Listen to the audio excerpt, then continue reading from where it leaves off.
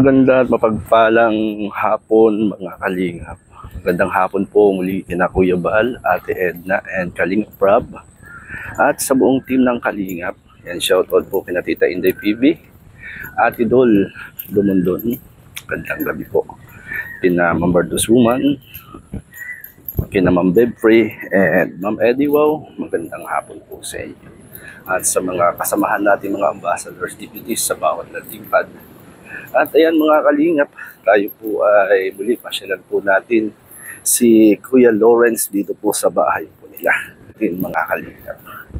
Medyo maano ang damo ngayon malagbo ang damo ito sa papunta ng bahay nila. At galing po ako ng school ni na Lawrence. At wala na po akong naabutan. Kundi yung mga intern, yung mga practice teacher. Ayaw naman magpa-interview. At nahihiya siguro. Yan mga kalingap, magandang gabi po sa inyo. Yan, pasyalan ko lang po si Lawrence po dito. At katitigil lang po ng ulan. At tayo ay sumilong muna. Mahigit 1 oras din po yung ulan. Kaya medyo basa. Basa ang daan, maputik. At pasyalan natin si Lawrence. Andito siya sa bahay nila. Ano po mga kalingap. Tayo po.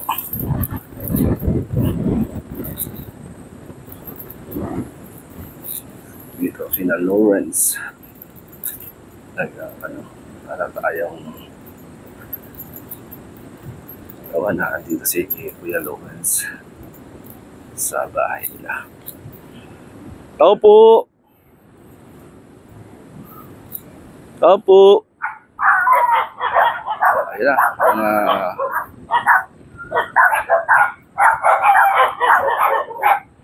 Ay kuya, magandang hapon. Andiyan si kuya mo? Wala. Yan mga kalingap, yan wala si Lawrence dito sa kanila. At parang na-hospital yata po yung lola. Parang siya po yata yung magbabantay ngayon dun po sa hospital. Kaya wala po rito sa bahay nila. Try ko po na try natin na hanapin, kontakin si Lawrence. Yan tayo po mga kalingap, play po muna po tayo. Kontakin ko lang po si Lawrence. Ang hapon mga kalingap, pinuntahan po natin si Lawrence kanina sa bahay po nila at wala. At nabalitaan po natin, andito po siya sa hospital, sa hospital mga kalingap. At hospital po yung kanya pong tatay. At ito po si Lawrence. Lawrence, magandang hapon sa'yo. Magandang hapon din po. Kumusta ka? Okay naman po. Yun nga po, sa di po inaasahan. Kasakit po si Papa. Kailan pa nagkasakit yung papa mo? Nung Biyernes pa po si Papa naka-confine po dito sa Magsaysay. Ba't napano si papa mo? Nung po kasing tanghali po, sa sobrang init po ng panahon. Nung nagpataya po si Papa, pag sulit po niya nahilo po, dahil din po sa sobrang init. Tapos po ay, nagsuka po. Nagsuka. Dahil pag kadalasan po ay nalilimpasan din po si Papa ng pagkain. Tapos pag minsan po ay nakakainom po ng mga soft drinks na hindi po nakakain minsan.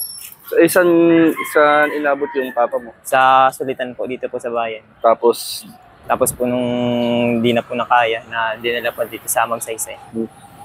Bali mga kasamahan niya ang nagdala rito? Si Tito rin po. Tito rin nagdala? Nung time po na yun, tinawagan po ako ni Mama. Pinauwi po ako ng bayan. Nasa school pa po ako nun . Tapos po siyempre hindi ko po kaya si Papa, kaya po yung mga tito ko po yung nagdala po dito sa Magsaysay. Yun nga, galing din ako sa school mo kanina. Sa school po? Oo, lakas kasi ng ulan kanina. Opo, sarado na rin. Oo. May naabutan ako doon na 2 intern. Opo. Kilala ka, tinanong kita, kinumusta kita. Kilala po ako doon. Oo, kilala ka daw. Kasi self-president po. Kumusta si Lawrence, sabi ko. Si Lawrence ay yun. Masipag yun, estudyante namin dito. Opo. Sabi nung 2 intern. Practice teacher yun Practice teacher po. Practice Taga-PNU po sila. Taga saan? PNU po. PNU. Opo. Ayun. Yung galing nga ako doon kanina, tapos dumiretso ako ng bahay niyo. Wala naman po. Pagka uwi ko po kasi ay diretso na po ako dito sa Magsaysay. si Papa po inaabed-abed ko din po. Si Mama po kasi ay hindi po makapagbantay po ngayon dahil po mayroon pong baby. Ay Oo nga, ano. pinaalis po dyan at baka daw po mahawahan ng Siya mga nga pala, bawal ang baby sa Kaya po ako po yung hospital. runner po ni Mama. Papa. Mm. Ibig sabihin, pagka galing mo sa eskwelahan, diretso ka rito sa Diretso na hospital, po. Nagbihis lang po sa bahay. nagbihis lang para bantayan si papa mo. Kagabi po at nung harang araw ay ako po nagbantay kay Papa. Di ilang gabi na rito si papa mo? Yan sa padiling ko. Bali 3 gabi na po. Nung Biyernes po dinala po eh. Bali 3 gabi na pala rito sa Magsaysay Hospital, Opo. Kaya pala mga kalingap yung Magsaysay Hospital dito sa Lopez, Quezon. At kumusta naman, Lawrence, ang pag-aaral? Yun nga, okay naman po. Nito pong nakaraan ay nagkameron po kami ng pagsusulit. Ngayon pong fourth quarter. Lahat naman po ng mga exam po ay naipasa. Sa awa din po ng Diyos na itawid po namin yung ginawa po naming project proposal. Nakakuha naman po ng mataas na marka. Ayun, maganda, Opo. Kumbaga ay... Ibig sabihin, Lawrence, nung ito si papa mo, binabantayan mo rito, saan ka natutulog? Dito rin. Doon po sa hospital po. Pagkatapos mo rito sa ospital, Diretso po sa bahay at nakakuha po ng mga nagluluto po din ng mga pagkain. Dahil nag-iinit din po ng mga ininit po na tubig. Dala din po. Kaya po halos nung simula po nung dinala po dito si Papa, halos wala din pong pahinga pabalik-balik po sa Kalantipayan. Kasi dito po sa bayan. ibig sabihin, pagkagaling mo sa school, diretso ka rito. Saan ka na ng pag-aaralan mo dito na? Pag-aaral po. Yung mga... Ano naman po ngayon, dahil nga po natapos na po yung aming exam, halos hindi naman na po kami nagkakamera ng mga assignment. Ayun. Ano na lang po, puro practice na lang po. Practice. Kailan graduation nyo? Napaaga po ngayon sa 11 na po. Ay, sa 12 po. Sa 12, ngayon 12. Sabado po. Pagkatapos nun, Bakasyon na po. bakasyon na. Opo. Grabe, Ay, kumusta naman yung mga mo sa school? Okay naman po. Mga Yun nga pong bayaran mo? Nakaraan po na sa awa po ng yung pinagkalob niyo po sa akin, ibinili ko po ng mga gamit ko po. Saka nagbili po ako ng bagong pantalon po. Yun po yung ginagamit ko po sa school. Ayun, bagong pantalon. Tapos yung kapatid ko naman po, binilan ko rin po ng mga gamit. Saka po yung binilan ko po yung kapatid ko ng kulambo. Ako naman. Nilalamok po. paano yung, yung baon mo nun? Okay, naman po, na-budget naman po. Na-budget mo yung Yung pera po. yung pera? Yung pala Hindi yun. naman po ako naubusan ng baon. Hanggang ngayon po, yung pera po na yun ay binabudget ko. Ibig sabihin, may tira pa? Yun na, meron naman pong tira, nasa 200 pa po. Tipid na budget ng budget yun, Doon ko lang po talaga nilaan po yun eh. Paano mo na budget yun? Kunti lang yun. Ay, dahil po sa na minsan po hindi ko po siya nagagalaw kapag po may patama po si Papa. Kumbaga po, reserva lang po yun. Nakareserba siya. Yun pala, Hindi si mama mo ngayon, nasaan? Nasa Del Pilar po kada tita. Gawa po ng hindi rin po makakapag-abid sa bahay, wala rin pong kasama. Kaya po nakakila tita po. Andun lang. Yun nga po, agas na rin po si Mama. Gawa po ng kalagayan ni Papa. Si Papa lang naman po yung katrabaho po sa amin. Kumusta naman kalagayan ni Papa mo ngayon nga pala sa ospital? Ang sakit po kasi ni Papa ay pataas-taas po yung blood pressure. Tapos lagi pong daing po ni Papa sa akin ay nasakit na po yung sintido niya po.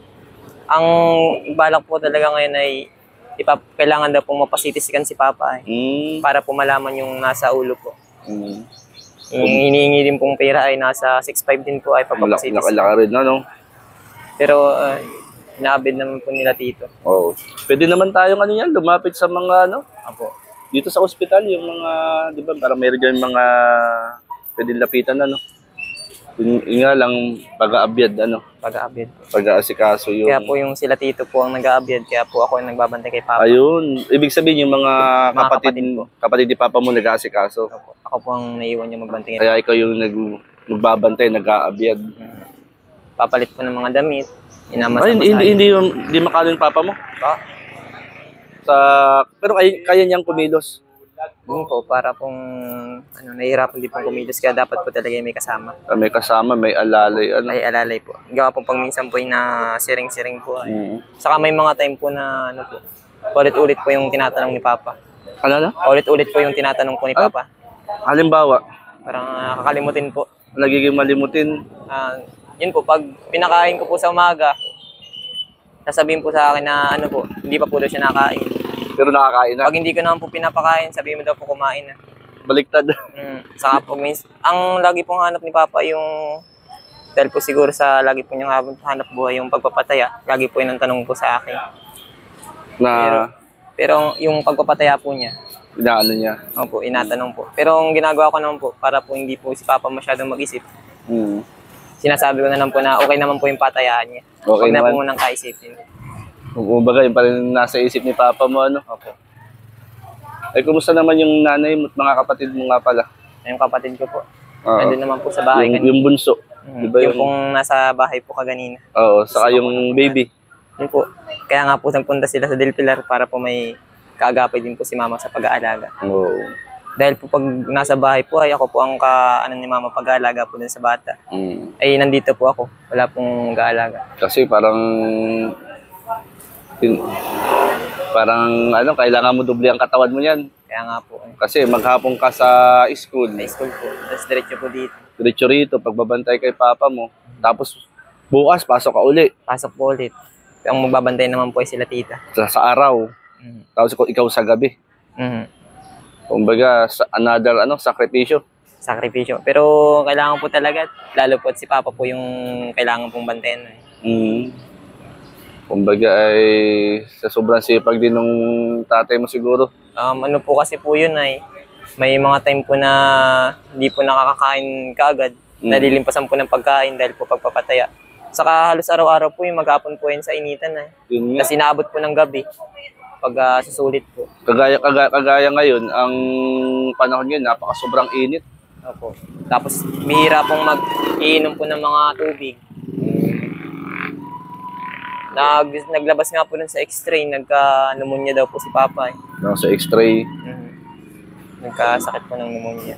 Pero sa school mo, kumusta? Wala ka ng mga bayarin mo? Wala naman na po sa ngayon dahil po malapit na rin po ang mag-graduation. Malapit na rin. Kung meron man, siguro konti na lang. Opo. Na at least kahit papaano ay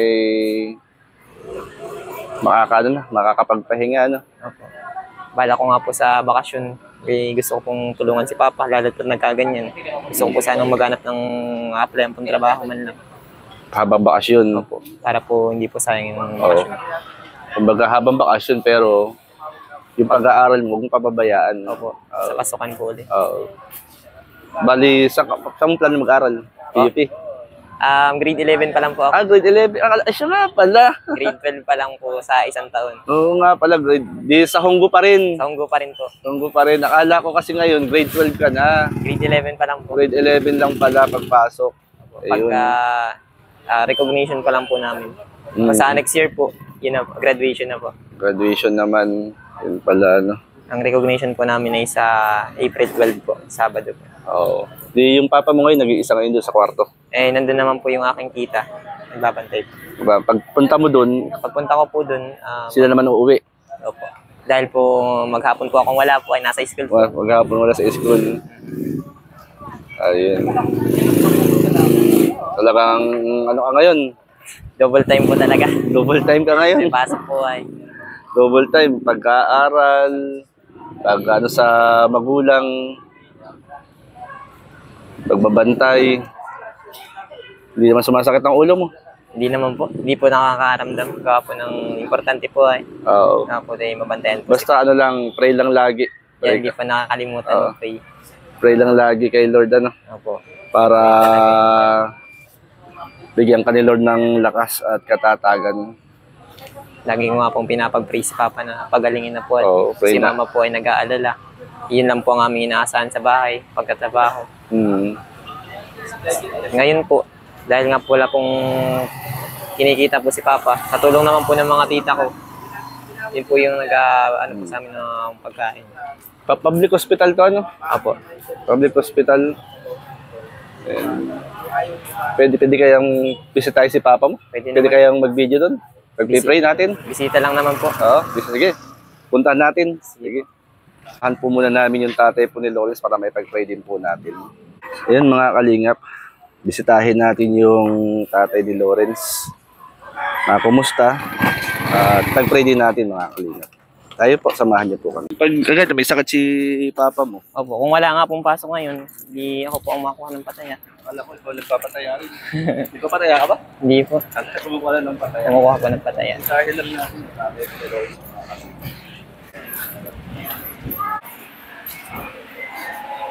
Kalingap, pinapuntahan natin yung magulang ni Loro. Yun po pala. Bali, ilang araw na si tatay mo rito? Biyernes, Sabado, Linggo. Ano ba ngayon? Bali, 4 na araw na po. Huwebes po siya ng hapon sinubo. Huwebes o ng hapon. Biyernes, Sabado, Linggo, Lunes. 4 na araw. At hindi makapunta si Mrs. Punyo rito, ano? May bata. Bawal.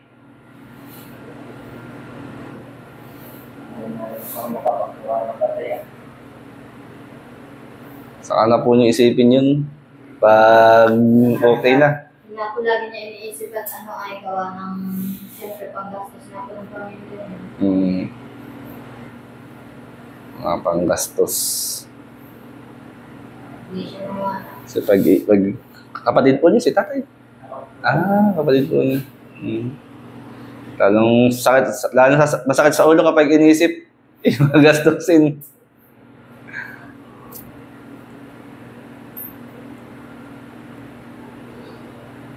Pati si Lawrence nakakatulong po sa inyo. Sabi nga tatay, wala namang pagsubok na nanatili. Walang kahit gaano kalakas ang bagyo, ay tumitigil pa rin. Pinakamatagal na bagyo, hanggang 3 at 4 na araw lang yan. Paglipas ng bagyo, magandang panahon na. Magandang panahon na. Tiwala lang po tayo kay Lord. Sakit-sakit po ang ulo. Hindi kayo po pala nagbabantay po. Tapos kapalitan si Lawrence. Kapalitan si Lawrence. Anong pa ni tatay? Yangkin po. Ilan taon na po kayo, tay? 44 po yun. 44? Panganay pa pala ko sa inyo. 47 na ako. 3 taon. 47 na ako eh. 47 na ako. Ayun, at pumunta nga po ako sa inyo para bisitahin uli si Lawrence. Pray lang tatay. Malalampasan niyo po yan. Wala akong imposible kay Lord. Po? Huwag muna niyong isipin ang problema. Kapag inisip yung problema, lalo nakakasakit ng ulo yan. Isipin mo, nasa bakasyon lang. Babakasyon lang kayo, pinagpapahinga lang kayo. May mga dumarating sa buhay natin na hindi naman natin sukat akalain.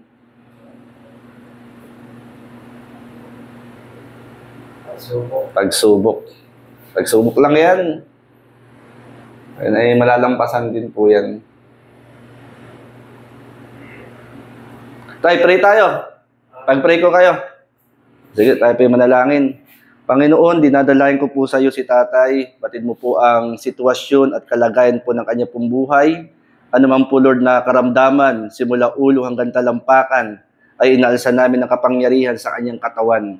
Lord, nagdideklara kami ng kagalingan sa pamamagitan ng hampas at lahat ay natinanggap ng iyong katawan ay nagkaroon ng kagalingan sa lahat ng uri ng karamdaman.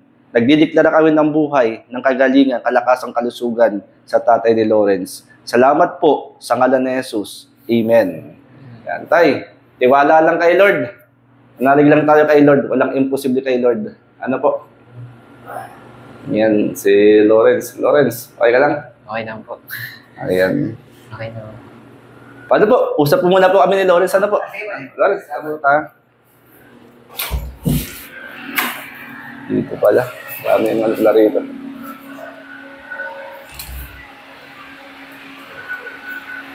Sa baba na lang tayo. Sige po. Binisita po natin yung tatay ni Lawrence. Dali na ako tayo dito. Well, mga kalingap.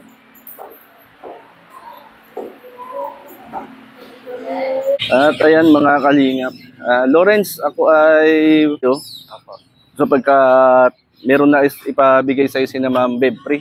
May nais na ipaabot sa'yo si na Ma'am Bebri at Ma'am Eddie. Wow, Lawrence. Yan, dito tayo, Lawrence. Na para sa'yo, kumbaga ay makatulong sa'yo, ano? Na kung sa meron kang pangailangan sa school, kung saan mo itong gagamitin, bahala ka na. Basta itong blessing na ito ay pinabibigay sa ni na Ma'am Bebri and Ma'am Eddie. Wow. Yan, kuhain ko lang ha. Yan, Lawrence, pinabibigay sa ni na Ma'am Bebri. Maraming salamat po. Gastusin mo 1,000 and another 1,000. Yan, Lawrence, ano mo? Maraming salamat po. Yang Unang-una po, salamat po sa Kalinga Prab, saka po kay Ma'am Bebri, kay Ma'am Eddie. Wow. Malaking utang na loob po yung mga naitulong niyo po sa akin. Dalangin ko po na patuloy po kayong pagpalain ni Papa God para po makatulong po kayo sa mga may hirap na kagaya ko po. Pagkalooban po kayo palagi ng pagpapala at makatulong pa po sa iba. Salamat po. yan, kumbaga ay yan para sa iyo yan, ano, yung 2,000 pesos. Salamat po. Salamat kina Ma'am Bebri at Ma'am Eddie. Wow. Maraming salamat. At syempre, huwag mo rin pabayaan sarili mo. Opo. Kasi ikaw yung bantay sa papa mo sa panggabi. Tapos bukas papasok ka pa. Pasok po. Pagka litera po sa school, diretso po ulit dito. Hanggat hindi po si Papa nakakalabas po sa school. Yan, magastos-gastos mo. Ang ano yan, yung biyaya na yan. Ano? Yan, Lawrence, salamat. Pwede din kita. Salamat po. Panginoon, ikaw po magpala kay Lawrence. Dalahin ko, Lord, na sa sitwasyon na pinagdadaanan ng kanyang pamilya, Lord, itawid mo po sila. Salamat sa kanyang kalakasan, kalusugan, at sa biyaya at pagpapala na ipinagkalob mo sa pamamagitan, Panginoon, ni Ma'am Bebri, Ma'am Eddie. Wow, ikaw po magpala sa kanila. Salamat po. Itong aming panalangin hiling, Jesus' name, Amen. Okay, tutuloy na rin ha. Apo. Sige, po. ingat ka. Ingat po. God bless sa'yo. God bless. At makatulong sa'yo yan. Bukas, pasok ulit, ano. Pasok po. And congrats. Kailangan ano mo? Sa April 12 po. April Sabado 12. po. Ayan. Congrats sa'yo. Salamat. God bless sa'yo, Lawrence. Thank you po. Ayan mga kalinga po. Si Lawrence siya po yung magbabantay sa kanyang tatay ngayon. Alam po dito sa ospital. Maraming salamat. Ayan, kina Kuya Val, Ate Edna, Kalinga Prab. Sa buong team ng Kalingap. Ayan, kina Ma'am Bebri, Ma'am Eddie. Wow, thank you po sa blessing na inyo pong ipinaabot kay Lawrence. At nakakatulong po yun ng malaki kay Lawrence. Ano po. Yan, salamat at pasuporta rin po mga kasama natin dito sa landing pad ng Lotus Quezon, Kalingap Media, Delunsus Vlog, Kalingap Gibal. Pasuporta rin po Shirley Morelo Vlogs, mga Kalingap. At syempre ang lupong likod Vlogs. Yan, magandang gabi po sa ating lahat and mabuhay and God bless Team Kalingap. Tayo na po mga Kalingap. Maasahan Kuya Val Santos Matubang, kasiyahan ang dala para sa kanya. Val Santos Matubang, lahat tulungan, walang alinlangan pag iyong kailangan.